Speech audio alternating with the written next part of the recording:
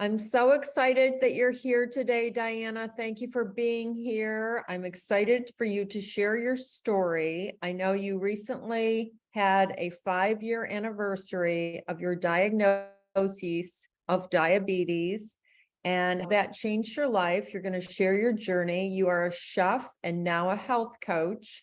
And I'm so excited for you to share with everyone your story of how it all happened. And today you're coaching men with diabetes, and you have a coaching business and all of this other great stuff that you're doing. You're going to share with us. And I'm excited to do that. So welcome and thank you so much for being here today. I love being here. Thank you, thank you, thank you. No, you're so welcome. So tell us how it all began back. It was 5 years ago on the 15th of April, right? And you were in a doctor's office and you kind of shared it with me before, and it was just a horrible situation that you told me. And what brought you to the doctor, and were you just having a routine blood check or what happened?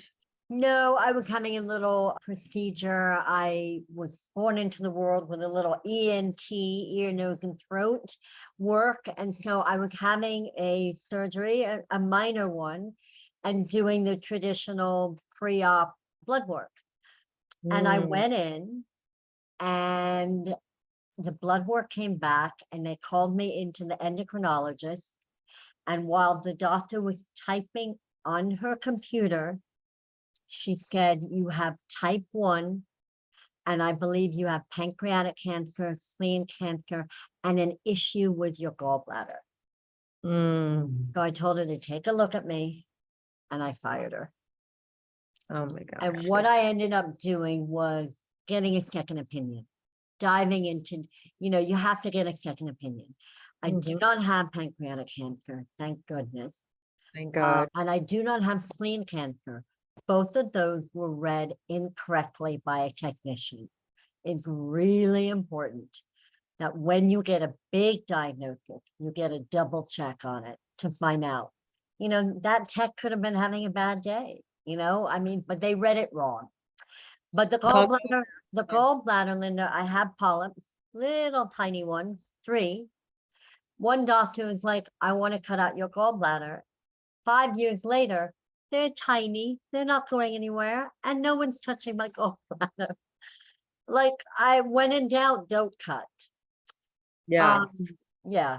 So I'm the kind of person who never watched any commercial about diabetes. We have no family history. I'm a chef. I'm healthy. I'm fit. Why would I look at a diabetes commercial? And now I have. Yeah. So you found a new doctor and you must have been so afraid and scared after that. I mean, how did you feel? Like, you must have been devastated thinking it was accurate, right? I don't know why, there's always that fork in the road, and sometimes you don't know why you pick what fork. Well, I literally went into the kitchen. I came home, I told my husband, we talked about it. I went into the kitchen and I said, I have to start cooking. And I have to start talking to my body and looking at health and wellness through a different lens, a completely different way. What does my body need? And then what do I need to learn about a very complicated condition? Because they don't tell you anything, Linda. They give you a little goodie bag of needles to check your blood. It's so individual. You're kind of like a guinea pig. They don't tell you anything. so it's up to you to educate yourself, and you did just that. In fact, you went above and beyond, and you ended up writing a book, and now you're a coach and nutritionist. And I have so many questions for you about everything as far as health and wellness and what you're doing. So tell us what happened next after you were cooking in the kitchen and getting clear on what you're going to do to educate yourself. I needed to learn. I really needed to learn. So I got every book, I got every podcast, and I went to nutrition school. I went to IIN for Integrative Nutrition because I really believe in functional medicine. And I just started learning, what could I learn? And I joined, believe it or not, I needed to find my people. So I looked for a Facebook group and I found a couple that were great. And then I found one, women with type 1. I liked that. And then I found another one. And I was able to kind of meet community and ask questions and learn from that. Yeah. Can you tell us what is diabetes? Like what, I know it's very popular and common. And I think one of the doctors told me at one time that I was borderline or to watch my carb Yeah. intake or something. Very interesting that you mentioned that. I was told that so April 15th is my anniversary. And in November, right before the holiday in 2017, my doctor said, hey, Diana, you're leaning a little bit towards pre-diabetes. Watch your sugar over the holidays. Well, that freaked me out. And so like I really don't eat that much sugar, but I cut everything out. In my opinion, I don't think people should be diagnosed pre-diabetes without a more assertive plan. There is pre 1 and 2. When I first learned I was diabetic, they told me, oh, type 1 is the one you die. Not the medical doctor, but like some person that I know. Oh, type 1 is the one you die, and type 2 is the one you're fat. Neither one of those is true. Okay, and without getting into too much medical jargon, type 1 is that you need insulin, you're insulin resistant. So I do inject insulin into my body. And type 2 is that your body is not processing it correctly. You actually can reverse type 2, but it's all about a lifestyle change and a mindset change. And pre-diabetes, I coach men with pre-diabetes. I'm very, very proactive. If you've been told you're pre-diabetic, in my opinion, you don't fool around with that. You definitely don't. Okay. And so tell us, why do you coach men, only men? Okay, great question. So I'm a trained chef. I ran a kitchen for many years. The majority of my crew, my people, were men. And I click with men. I jive with men. I talk men, whatever that means. I'm very comfortable in a male community. And when I think about women, and when I graduated nutrition school, I had to think of my niche. I think that women are very good at diving into the dark, diving into the vulnerability, and learning. I think they're very good at taking care and taking control of their body and their situation.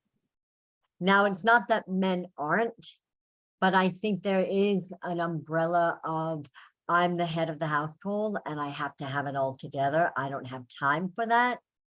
And it'll work its way out, or I'll just take the pill that the doctor told me, or I'll do the insulin, but I don't want to learn about it. Well, if a woman came to you and said, I want you to coach me, I want you to help me, you're going to turn her away? Absolutely not. I don't turn anyone away. Good. I won't turn anyone away. In fact, when I started my program, I was saying I'm a culinary wellness health coach, and I work with men with diabetes, but not limited to. And then my coach, I think every good coach, like a coach, can drop the not limited to. If people learn about you and they want you, they'll find you. Yeah, good stuff. So tell us about the book you wrote, and what is it called, and tell us about the book you wrote. Yeah. So I'm a photographer too. I take a lot of pictures. And when I was in the kitchen figuring out what food worked for my body, what my body needed, I started taking pictures, and they were quite beautiful. And so I wrote a book. It's like a little coffee table book called Healthy Food, Happy Me, How a Diabetic Chef Found Wisdom and Balance. And basically 25 ingredients that got me on a healthier track, with a chef, not a recipe book, a chef die tip, and then a nutritional benefit from one of my nutritionists. And I got a great, forward with a bunch of people in the chef world and the health and wellness. And I love it. It's my little baby. That's awesome. When did you publish that? I graduated in June of 2018 from IIN. No, I'm June of 2019 and published in 19. And then I Oh. did a little a book thing at Williams Sonoma. And now what I really love is if people want it, they buy it through me, not through Amazon. And then I that's- write them a letter and I wrap it up and you have one coming your way. Oh, thank you. I'm Yeah. excited. Okay, so tell us about diet. And there's a couple of questions I have for you regarding like fruit. These are some of the things I wrote down, and fasting. That's very popular, intermittent fasting. Does that work in this diabetic diet? And do you drink alcohol? Do you believe in supplements? Do you take supplements? I have all these questions. I especially want to know about fruit and berries and is that just healthy and you can have it, or is there limits? Yeah, great question again. So I became a lab rat to find out where I would spike, where I would go high, where I would be even leveled. And that's kind of the goal. In the beginning, I cut out fruit because I kept on going high. The fruit, the watermelons and the, watermelon and grape and banana is not even a question. I can't even like look at it. But but the berries were like, I love berries. And I kept on going high and high because I became very clean. So what I ended up doing, because I needed that fiber and I needed that fruit, in my nutrition school, one of my classmates was an incredible doctor, like a real doctor. And she found this product called Juice Plus, and it's like vegetable and fruit in a capsule, and asked me if I wanted to try it. And I told her, you do the research, you're a doctor, and if you approve it, been around for 25 years, I'll try it. I tried it. It loved me. It loved the bathroom made me very happy. My skin, my hair, my energy, everything. So I take that every day, and I'm a partner with them now. And it's changed my life because we don't get, I went to a really interesting panel the other night all about brain health and food. I'm a real nerd. I love all that. And they said 10% of people get enough fruit and vegetable. 10%. That's very low. And I just bought a huge thing of bananas today, and yeah, I know. Bananas are like a Kit Kat. You might as well have a Kit Kat. Wow, I'm really? sorry. Gotta Oh my keep it real. Oh Now my goodness. I make a shake for my husband with the protein powder from Juice Plus, and he gets a third of a banana with almond butter. But as Wow. far as my diet, so I don't believe in diets, but what Right. I did do in my guinea pig is I tried paleo, then I tried Mediterranean, then I tried keto, then I did keto meadow. And now what I eat is I'm very heavy plant-based, very Oh, heavy. that's good. I do eat meat, but rarely, but I eat it. I have no problem with it. I do eat a good amount of fish. I do eat eggs. Cheese, I eat goat and sheep because they're actually better for digestion than a cow. And fasting, I intermittent fasting, I know it's a big trend. I actually really like it. And it's something that I do. I run. I started running in the pandemic. I hadn't run for 20 years, and I was worried with being a diabetic if I could run. And so I had probably about 5 months of trying it out because you can really crash. So I have to go out on a run being high so that I can run and not crash.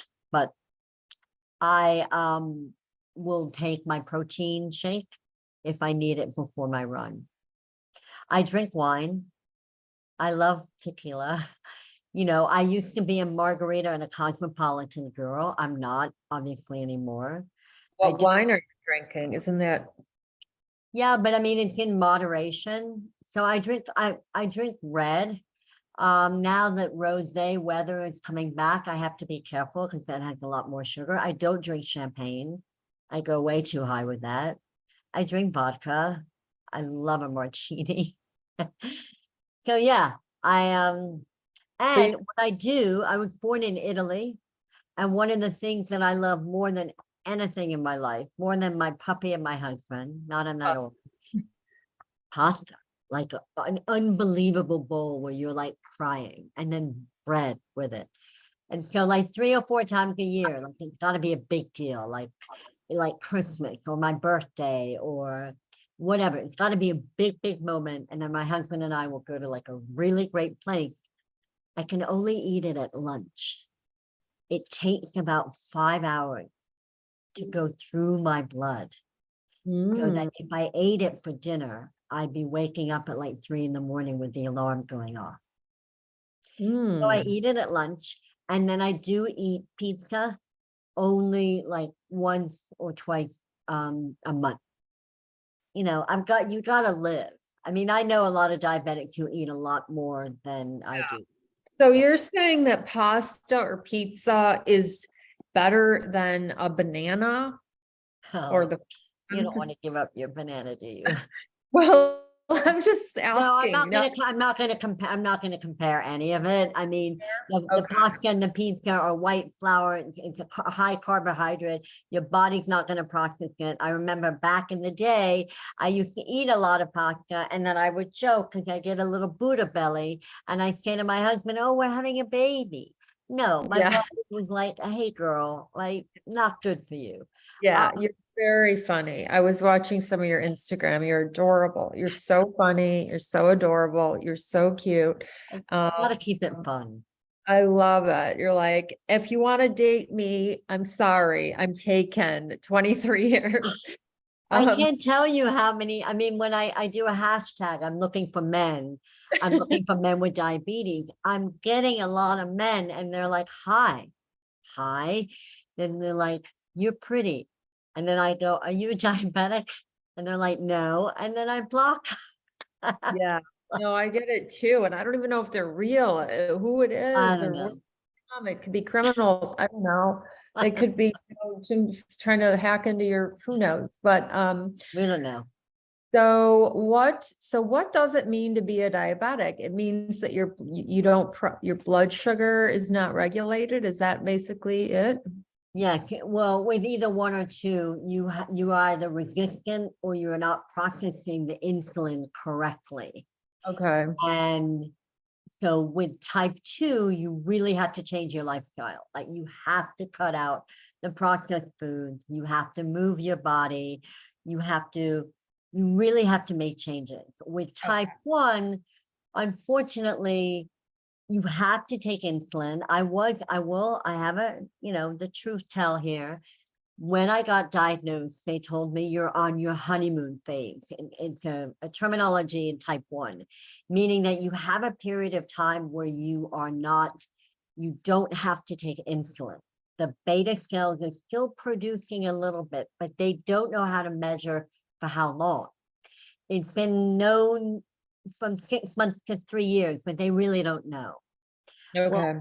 when I got diagnosed, I can be stubborn and I'm like, I'm going to cure type 1.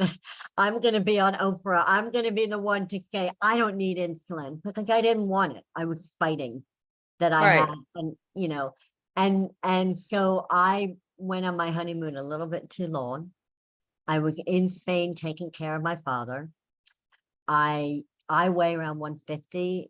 And when I went to take care of him, I was like 125, 130, looking good. And I dropped to 100 pounds. Mm. And so I had really pushed that honeymoon probably a month too long. And when I went back to America, I went on insulin and I went back to 150. Mm-hmm. But I think, I often people say, what's one thing that we need to know about diabetes? And I say, if you meet a diabetic, don't pity them. We don't need no pity party. But ask them if you want to learn, what's it like a day in the life of a diabetic? And I think that would be the most generous thing that you could do. It is a 24/7 job. It's all day, all night, forever until I'm not here on the planet. I had a girlfriend back, who had a son. Her middle son has diabetes. So he learned at a very young age and, to take care of himself and all the things. And it does seem like it can be a very scary thing. Well, I got it at 55. I'm a rarity. They call it late onset. When you get it late in life and there's no family history, they don't quite know why. I have an idea why, but for the younger children, they're born into it. But my heart goes out to all the mothers and fathers, because Mhm. that is a very, very challenging life. High maintenance, yeah. Okay, so tell us, so you told us about your alcohol, you told us about supplements, and then I know you have a spiritual practice. I always ask because I'm very spiritual, and part of the podcast Empowered is spiritual, and I love to ask people what their spiritual practices are as far as like their self-care and their meditation and all that. If you'd like to share anything like that, because you are a woman entrepreneur that's building a great business and helping a lot of people and serving. Tell us what you personally do. And then also I'd like to know what books and mentors helped you along the way. Oh, well, I have many teachers, and I think that in every chapter of our life, we have teachers or coaches that will guide us along the way. I will probably say the first teacher that I had, Elena Brower, was a yoga teacher. I think there were like 12 people in her class. Beautiful woman. Now she's doing 3,000 people yoga class under Eiffel Tower. But she was probably one of my first teachers as far as like diving into spirituality or looking at the cobwebs that we avoid. Gabby Bernstein followed her shortly after. I did a master class with Gabby in 2018. I've read every one of her books. I love Gabby. Yeah. Did you do the writing a book masterclass? No, I didn't do that one. Megan did that one, but I did the Spirit Junkie masterclass. And believe it or not, my friends would laugh if they heard that I was very quiet growing up, and I wasn't comfortable getting up, talking in front of people. And Gabby got me up in front of 100 people, and I told them my story. And now I talk a lot. But Gabby, I love Gabby. Gabby's a big teacher for me. I do a really cool meditation and I want to tell you about it. Every morning from Monday through Friday. It's called Zen in 10. And it's with a health coach, a Gabby graduate, named Tracy, and her Instagram is _Tracy. I can tell you, you can put it in the show notes. And every Monday through Friday, she'll do, it's like a little minute, 5-minute chatting with people, and then a 10-minute meditation. And then we end by her reading angel cards or a book. And right now we're reading Marianne Williamson's book. So Which 30-minute, little community with about 30 people from around the world. It's kind of fun.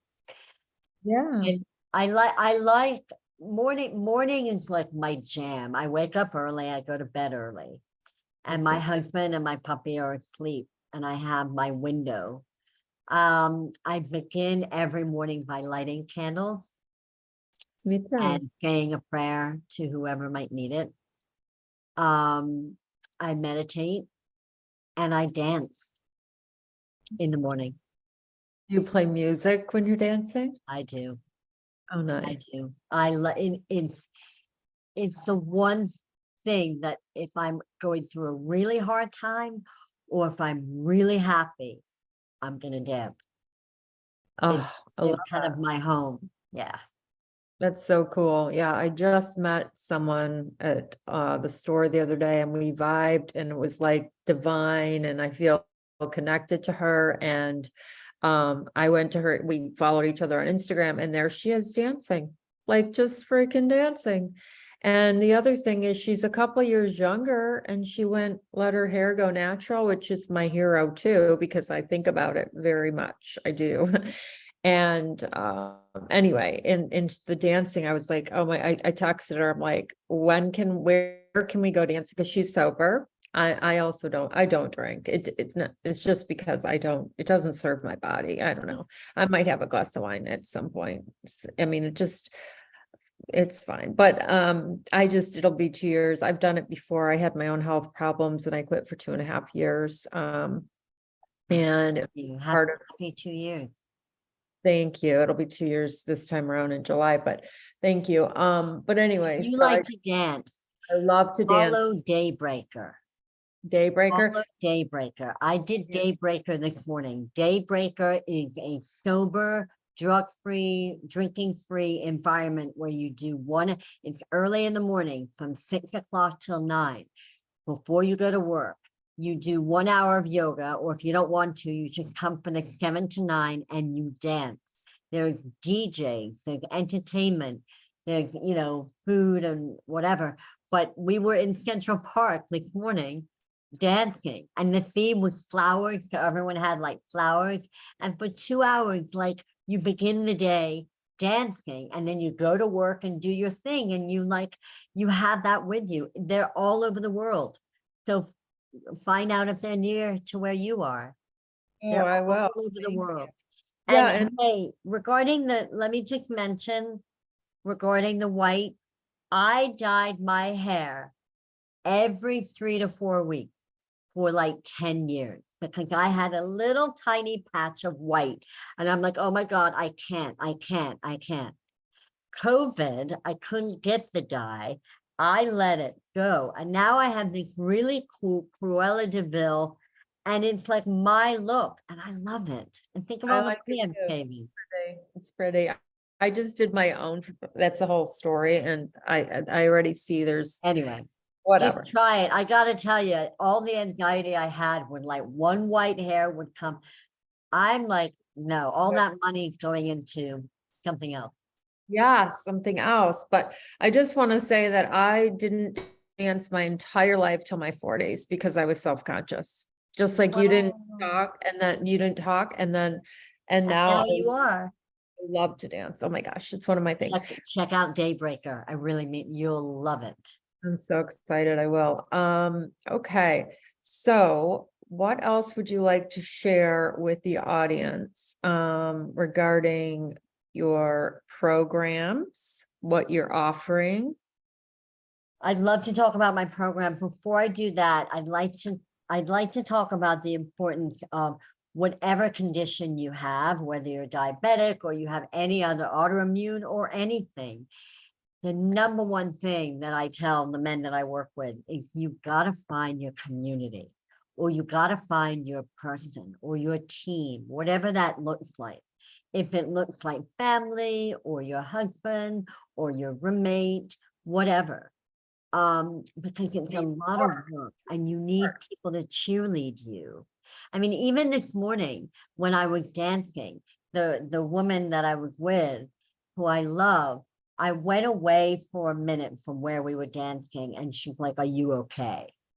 And that was like her checking on me for my diabetes. My husband, I have to tell you a funny story. He's an incredible man. He's wonderful. And he kind of thinks that I have it all together.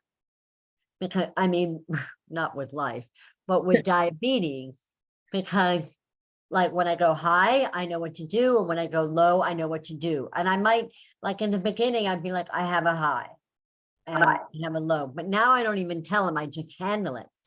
Well, during the pandemic, I was crashing. Whatever reason, you do everything you can do. And then sometimes your pancreas is like, you're going to have a shitty day. It is what it is. And I was running errands in my neighborhood, and I'm like, I'll be okay. And I went to get a granola bar, which I never do. And I went to get apple juice, and everything that I went to get, I kept on going down and down. And I was literally across the street. And I'm like, you have to make it home. You have to make it home. So I made it home and I sat on the couch, and Billy was like oblivious to me. And I'm like, get the blueberries, because blueberries will bring me up. And he's like, oh, okay. And then I'm like, get the apple juice. And so I have like the little kitty one. And I keep on telling him what to get. Because what I learned in the beginning, I wouldn't have ice cream, but I would have chocolate and cookies. And some diabetics, what happens when they go really low, they have everything that they always wanted, the Kit Kats and everything.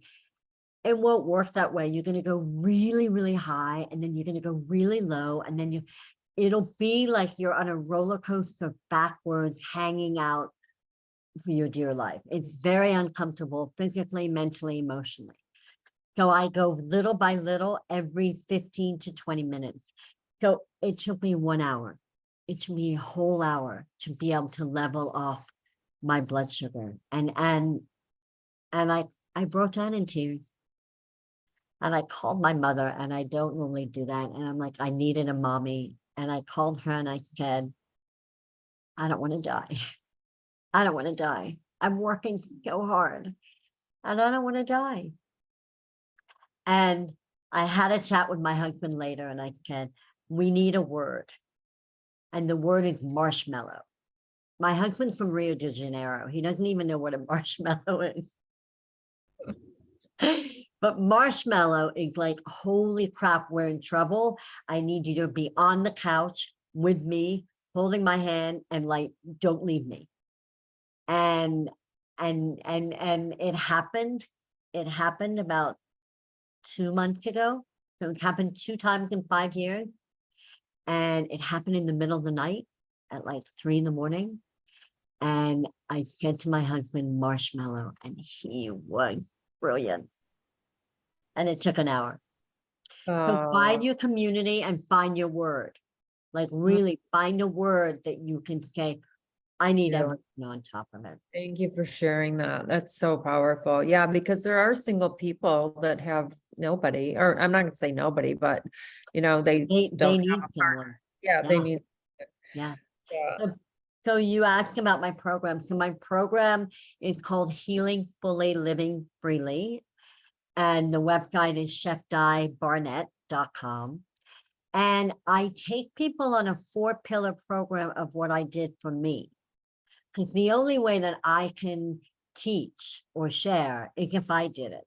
And so it's 4 pillars of healing through food, mind, body, and soul. And I ask each of my clients to grade from 1 to 10 how they're connecting. So for me, it was like healing with food. Okay, I'm in the kitchen, I'm learning. Healing through my mind. How much am I learning? I talk about wanting to read. Am I reading? What am I learning? Because working with the brain is really important. Body. How am I moving my body? Now, if I go to the gym all the time and I lift weights, no, how can I shake it up? How can I shake it up? In COVID. I've never walked in my life. Walking's hard. And then I dance and I do Pilates and I do weightlifting and I do jump roping and I got a rebounder. Oh, my new favorite toy. I got a rebounder. So how can you shake it up and keep it fresh? And then soul is really important. It can be individual for everyone. If I have a client who's very faith-based and they like to go to church, are they going to church? How present are they? And, for me, I talk about meditating all the time. Well, back then, was I really meditating? No. I talk about being in love with my partner of 23 years. Well, when was the last time that we danced freely in the kitchen? Like it's really checking into your truth. Like I'm a firm believer. A lot of people think that, oh, with diabetes, just figure out the food and you're fine. No, we are a complete circle. We are. Every part of that matters.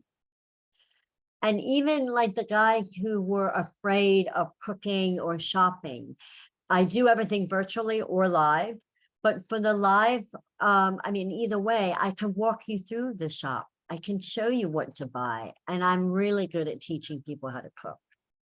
But the 4 pillars, really, that's my jam. That's my program. Oh, that sounds amazing. So that's on your website, Chef It's a Di. 3-month program, and then you can renew it. I'm right now I'm coaching one-on-one. My goal, my wish is to do group and global, but I'm beginning with one-on-one.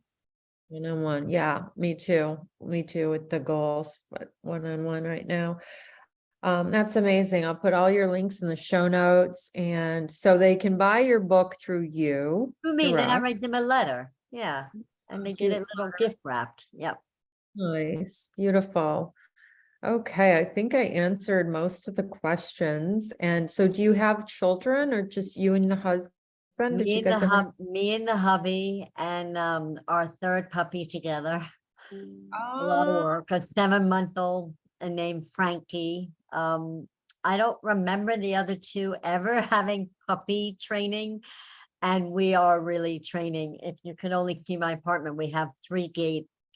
One in the wow. kitchen, one, yeah. You puppy have 3 training. dogs or you have 1 puppy right No, we now? have 1 puppy now. It's the 3rd one we've had together in the 23 years. Oh, okay. And what kind is it?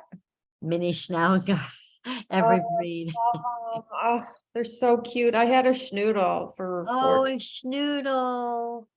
God, he was high maintenance, high energy. He was an angel baby though, and he was my best friend. Joey was his name, and Joey. Joey. And now I have Lucky. I didn't think I'd get another dog after Joey passed, and everybody and their brother was like, "Oh, you're getting another dog. You're gonna have another dog. You're such a dog person." And I'm like, "No, I'm tired. I've raised a son. I've had dogs for 30 years." And then I missed having a dog. So I was pet sitting for other people, getting a little dog, a little money, giving them back, like grandma, have the kid and give them back. And then I started to foster, and that's You're a the real short, animal advocate, right? I think I learned that about you. I love yeah. it. Oh, Thank- So I have a rescue. He was my foster, and he's the most unique, the most interesting, fabulous dog being, divine being that I've ever experienced. He's a black lab, Chihuahua, Corgi, Rhodesian Ridge. He's a little, wow. You have to give me a picture. yeah. Black lab, All right, let me go. Corgi. Hold on. Let's see. My place is probably a mess. Let me show them to you right now. Come on, you gotta show yourself. Oh my God, I gotta show you. Oh, come this. Oh, hi, Lucky. Oh my God, I love him. What Oh, is with a she? beautiful white stripe. Look at him. Oh, what a love bug. He lets me just. He is. Life is better with dogs. Billy and I had 2 cats for a minute. We're not cat people. We fell into having them. We will have dogs for the rest of my life. If I could have like 5 dogs, I would, but I live in New York. Yeah, New York, New York. How long have you been in New York? I've been in New York for over 30 years. Yeah, Nice. long time. This was so nice. I love talking to you, Diana. I know we could talk for hours about everything. I'm really interested in getting some nutritional advice from you, actually. Anytime. Yeah, I think that could be a separate niche or something, is like women our age or something that, want to just, I mean, it's like you said, it's not a diet, it's the lifestyle. It's the full package. I mean, for me, I even have a good friend of mine wanted me to kind of like review her. And so I get data. I can't talk to anyone without data. So I do 7 days where I need to know everything that you eat and the time that you eat it. I need to know your sleep, what time you go to bed, what time you wake up. You get interrupted. I need the one word that you wake up that's on your mind. I need to know your movement. And when I get all that data, then I can kind of dive in and it's pretty clear. I always say I'm a flashlight holder. Everyone knows what they need to do, but they forget. So I kind of shine the light on what they need to know. Perfect. I love that. That's so good. Thank you so much. Oh, I love this. I loved it, Linda. It was great. Being here, and I'm going to share all your links in the show notes, and you're doing amazing work. So keep it up. And I'm so you. happy to know you and to share your work with the world. Thank you. Yeah. Thank you. Thank you. Welcome. Thank you.